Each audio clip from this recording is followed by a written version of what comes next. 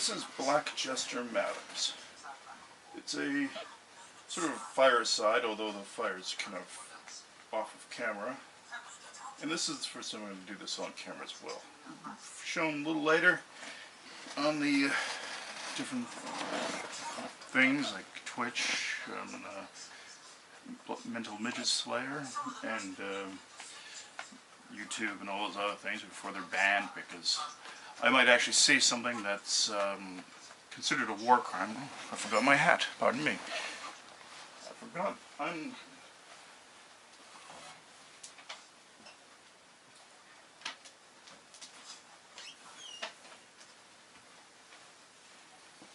Well, if you hear it in the background, you will notice that I am watching Twitch's Twitch Presents, and they're showing Classic Who. Classic Doctor Who is something I grew up watching. Grew up watching even stuff from before my time. I was born in '78. That was in the middle of the Baker years, I think. The Baker years. I guess with two guys with the last name. But anyway,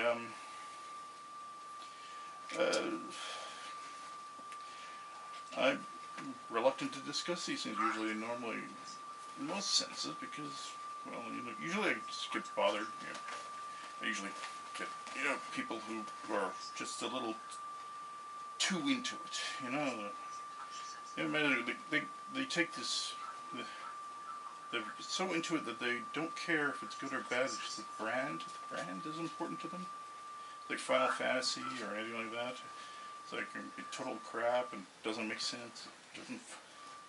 At least Final Fantasy doesn't have quite the continuity. Although the Four Fiends concept is always an important founding concept, but I guess ignored. But Doctor Who's like, well, I don't drink Coke, but I guess it is better than New Coke, the classic.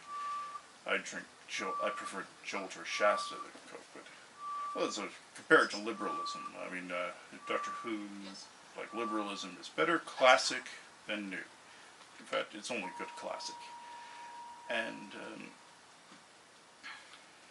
it's sort of funny because I get dragged into.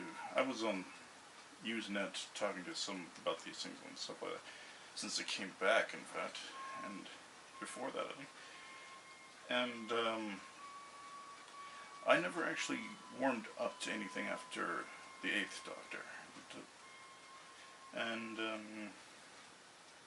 I sort of kind of liked the Eighth one because I can joke about it, because I was a talent manager at the time in Vancouver, and they wouldn't hire any of my people, so I'm a little bitter, and I still don't totally badmouth that. So I shouldn't be laughing at my own jokes. I know better than that. Anyway, yeah. So right now they got Death to the Dolls. I have this on DVD.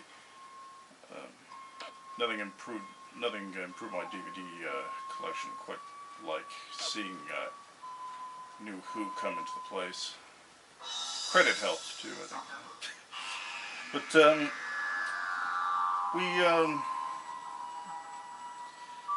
so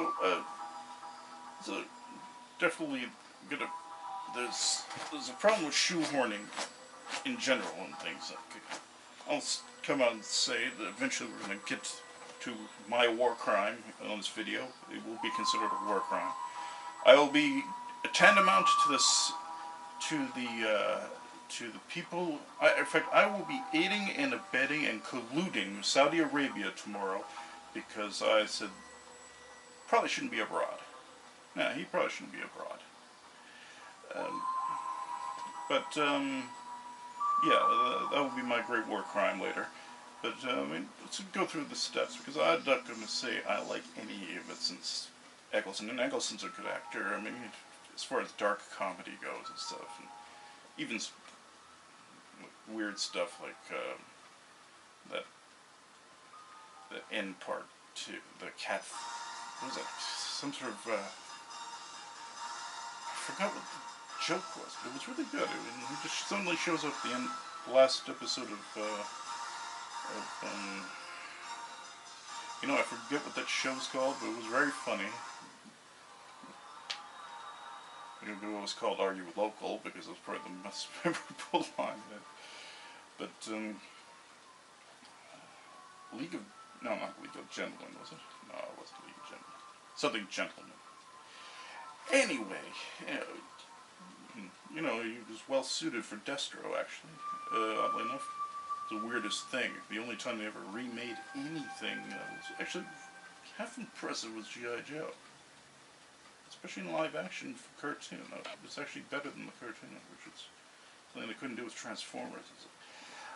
But let's just focus on it. Well, so, you know, the Doctor comes back after being this dark-haired, dark-eyed, impressive fellow, and then he disappears, and then suddenly, years later, he shows up as a skinhead in a shopping mall, trying to rescue a blonde-haired, blue-eyed girl from a black man. That's what it looked like. I mean, am I wrong? I mean, come on. I mean, it's kind of weird because it's like they start out with Dr. Skinhead, and then they, or Dr. Drax as I called him then, and then they ended him, and or as a her. It's like they go through the stages of Skinhead to sanctimonious deity to feminist icon. It's very confusing. It's like the stages of political correctness. You know, when they thought political correctness was the president saying, well, the KKK was protecting white women from black men.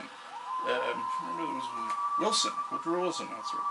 And then political correctness moved into, well, I guess it also sort of ran into temperance and stuff like that, and, you know, all that other stuff, and then political correctness moved a little into the moral majority, and then now we got political correctness, which is second wave, first wave feminism, and transphobe, blah, blah, blah, Oddly enough, for disclosure, on the calculator, I recorded a 42 intersectional, which made me 73%, 73% oppressed. Or oppressed by 73% of the population. So I'm not sure I'm being brave right now because since I did that, so I'll just keep on saying what I say because I did say this before I knew that, but that's the way I'm an eccentric individualist. I am the Black Jester as a comedian, and I made a game called Slave Master. It's on Steam. It's full of politically incorrect humor and stuff like that, and dirty pictures. And, well, you're fighting dirty pictures anyway. Well, it's not quite that simple, but it's there's some pretty good reviews about it so far. Oddly enough, Gamergate hasn't done a review on it. Can you believe that? Of all the people who haven't done a review on Slave Master, it's Gamergate. But anyway, I digress on that moment. But yeah, I've never been very politically correct. I'm often an outsider, and it's probably the Magyar race. It's the way the Magyar races are like. If you go to, I mean, it's like the weirdo in Europe, Hungary. That's because of the Magyar population, which is the majority there. Now here, it's the minority of minorities in Vancouver, anyway. So it's a very so you know, if I go to Hungary, I'm like normal. If I go, although who knows, maybe I can weird them out. But yeah, but here I'm a lunatic. But it goes to that. My family found that sort of thing important, as individualism, and that sort of thing. Wackos, like they go into this thing of cosplay, dressing like the Doctor. Well, you know, the only way to dress like the Doctor is to dress as yourself, the way you feel inside, not as other people. And that's the thing. If you dress as him, you're not being like him. Actually, you're being more like his enemy. His enemies are usually disguised. That's the thing, is cosplay fools kind of reverse themselves by the way they do that. But yeah, that's the thing about mania. People follow things so too much, and then they go, well, what do you know? Anyway, I shouldn't dawdle too much on this, but yeah. So I mean, they're all terrible. I mean, there's a lot. Most of them were gutter snipes. These new Who characters. They spoke like Dodo, which is something that Dr. chastised Dodo for, which you could say that was sexist. You could say that was sexist, because if, the doctor says Dodo can't speak that way, but he can speak that way after he's regenerated a few more times and he's older and he's even more educated. No, that doesn't make sense. He didn't even go to Brixton Prison. Yeah, that's you could say that was a sexist standard to say that Dodo was here and he was here. Okay, granted, he's not a human, but frankly, he's pretty much tuned his ear and brain frequencies to most languages and helped other people understand most languages. So he should be able to understand them all pretty clearly. That gutter snipe talk. Like Tennant and stuff like that. I mean, I can at least say that about the fifth guy, Davison. At least he wasn't a gutter snipe. A little effete, but not a gutter snipe. But I really thought Davison was kind of the girl anyway, which is kind of ironic given the situation. The meal of the day, I mean, that respect, I mean, that meal of the day thing was great. That's a whole other thing. Hitchhikers and stuff like that. Anyway, I think it is ironic, though, that Davison was always somehow the girl doctor to me. If there would be. In fact, that was the one point in time where it could have been argued, it could have been dragged in, and that's the thing. It's timing, and that's the thing. And when you write something that has a certain line to it, a certain, even a convoluted time travel line, you kind of have to establish things at the right time, like the species capabilities, like you turn Rodan into a man, well, that wouldn't go well now. You can turn a man into a man. Well, I guess I did do that. Either way, it's kind of ridiculous. I mean, maybe it's like a transsexual fantasy, but how many people are going to get attracted? How many people are going to attract that to anyway? Even the perverts are going to dig that, because then the chick doesn't have the dick anymore. But yeah, that's the thing. It's an edutainment show and stuff like that, so you can't really bullshit biology either.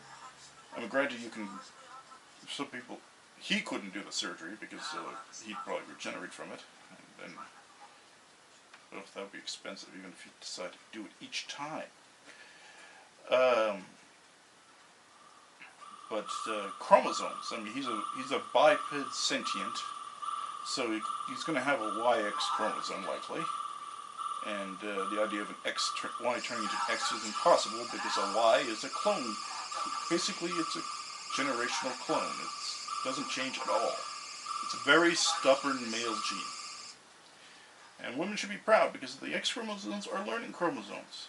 They are. I mean, granted, they got the animus there, and there's a lot of learned evil too, but that suggests also mankind is a lot to be proud of too, because they learn evil. They don't actually necessarily are evil.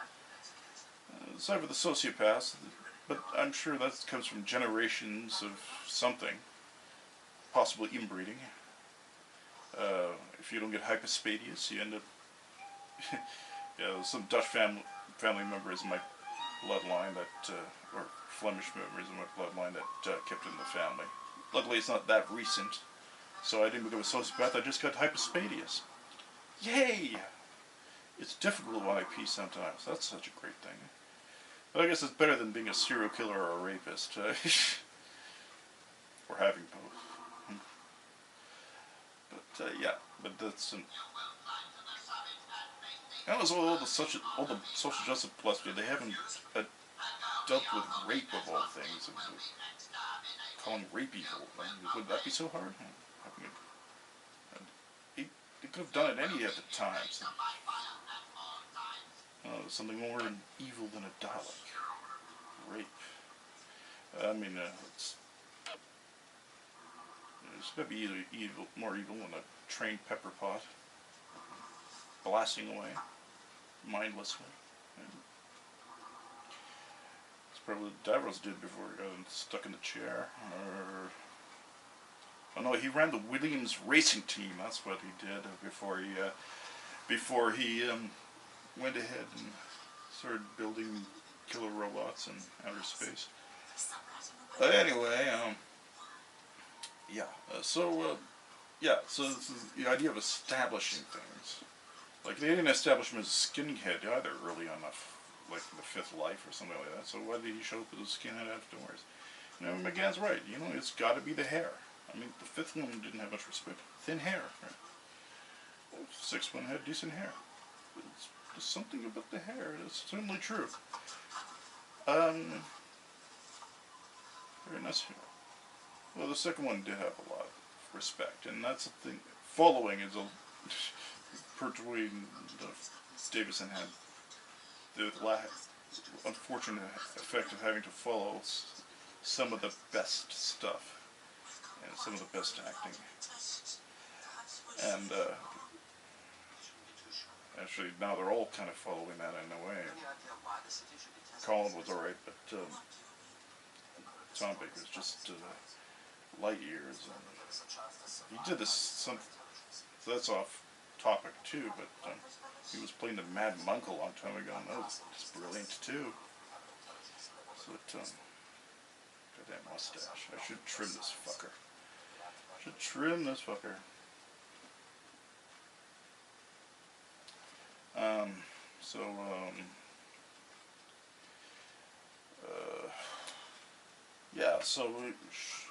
So I mean, they should, you know, the ridiculous nature of the arguments and people who oppose what's happening now is they point at social justice warriors writing it, and they say, at least they blame writers. That's a nice change for nerds, because for a long time they just go, blame the actor. No, someone cast those assholes. So they took the job, they needed the money. I know this, my father's an actor, I grew up doing that stuff myself. And I had a lot of problems that kept me from getting back into it. It's not impossible for me to do. I mean, I did go into stand-up and stuff like that, but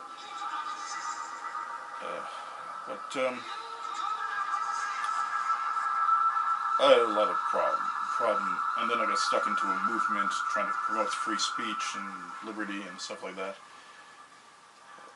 And like my libertarian Californian superhero would do, except I have limited range, so I have to focus on local elections and stuff like that.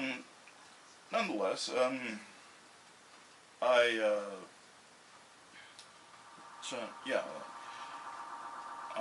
always, I know how they struggle and stuff, and then they all have to remember that they struggle and don't want to turn down a job because of the money. Yeah, they need the money. They have to keep the money. Some of them also have a lot of vices too. Everything, gambling and so on.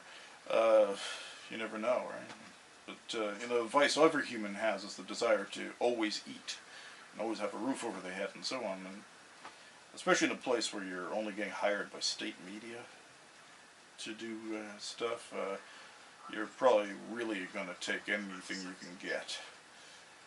And a lot of them don't tend to have the ambition to leave the land of BBC and ITV. And some of them just don't feel comfortable when they get across. And some of them, it's just like that, I guess. And you know, some of them just sit too long in a sci-fi show and end up screwing their life. I guess that's certainly true. I mean, Troughton ended up in Damien and stuff like that. Probably because you only spend a couple of years at it. It's probably a better job if you have nothing to lose. It's like if you had no credits beforehand, it's your first credit, and I mean, or you're a stand-up and you just do stuff like that, and things like that. If you got very little you lose, it's probably a great thing to do. Anyway, but yeah, so you can't just. It's very hard on actors. They have to take the gigs that are offered to them. Even when it looks like things are good, there's a lot of downtime that happens in a career. But, writers and casting directors are a little different animal. And casting directors usually fall on to running these workshops for actors who likely won't get anywhere taking the workshop. But it's good money if you're a casting director. Writers, they can usually fall on their feet pretty well. I mean, especially, it doesn't matter how bad your last job was, which is something that's kind of lucky for the writer. I mean,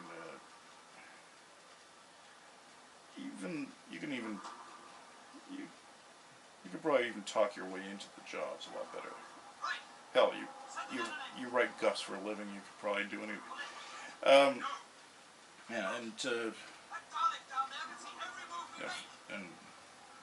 as you fall back in comedy, and you just don't fall back. You probably have to act to pay for the comedy, largely, or lawyers to deal with the backlash from a joke or something nowadays. That's the problem with political correctness. And I'm talking about shoehorning. I mentioned Alien, Ridley. Ridley was a great character, and no one had to shoehorn her. She wasn't even, and she's like Wonder Woman in a sense. She wasn't a coat hanger. Coat hanger. Why am I thinking about abortion right now? Oh, Jesus. Yeah, well, she wasn't a Wonder Woman, Ridley. Characters like that weren't even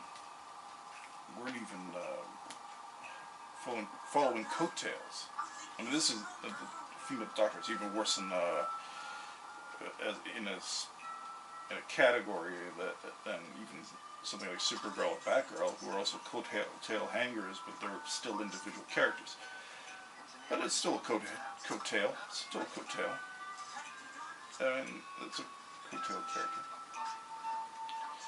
But this is probably the lowest of that sort of thing, and this is probably the shoehorniest of the shoehorns you can get. And what bothers me is that somehow the cop is an okay character. All the social justice stuff. And this is probably why it's not doing as well with even them, because there's no Black Lives Matter consideration here. I mean, aren't there? I mean, you've got a police box, fine, but now you've got a cop there. I mean, it's like the Peter Cushing situation.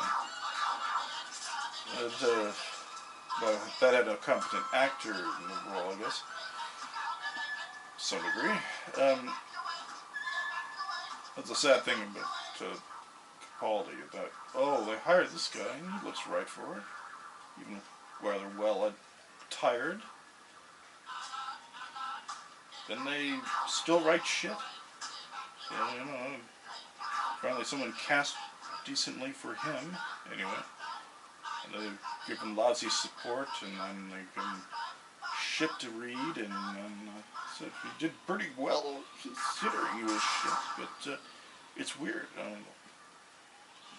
Writing is at his worst when the actor's at his best. And I can't speak totally of the writing of the new stuff because I just gave up at that point.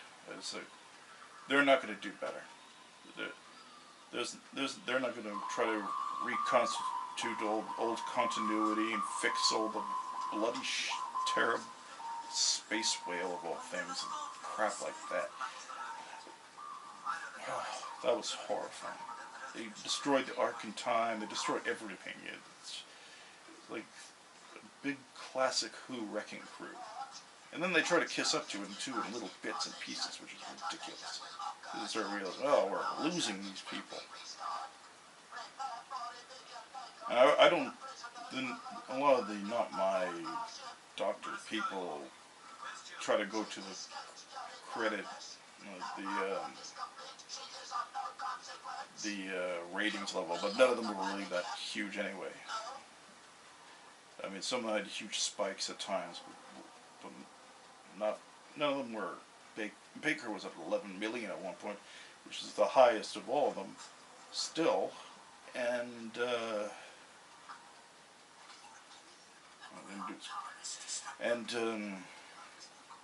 well, and that was under a much lower population level. So the standard should be minimum 11 million or something, shouldn't it? At least Britain-wide, anyway. So you have to think of the population increase and stuff like that. That means that technically they're all doing worse than any of the classic ones, based on the relative population growth. So that's not an argument either.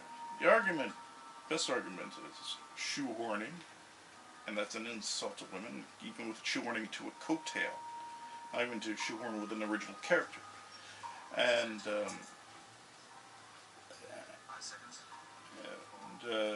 Mary Wollstonecraft, where you say that it should be about merit, which is funny. What I did with the New Who is I usually watched it as a courtesy lay, and I call it a courtesy lay watching television that way. I'm also a comedian, but I didn't really think anyone would understand the jokes if I told these things, because not enough people were seeing it. That was just my guess, or people are just too stoned to notice what I was joking about. If I would tell those jokes, I remember them now by now. But yeah, so they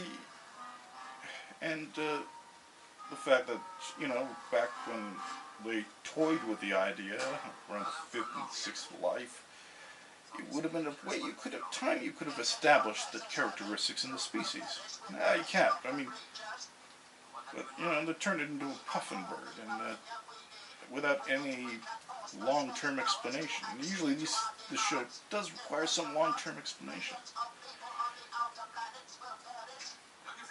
And I would say that it's pretty well established that it's a very humanoid species, and using very humanoid genetic types, even though it's a renewal system that works from has some sort of basis in their own technology. Their ability came from this blast of Autron power.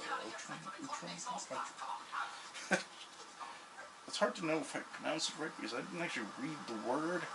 I only heard it said, and the way the British speak, like the ers and a's and stuff like that.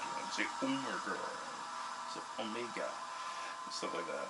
It's just very, very hard to know if I'm actually saying the word right as far as I would say it. Anyway, maybe I'm saying it right the way they would say it. Anyway, it's like that's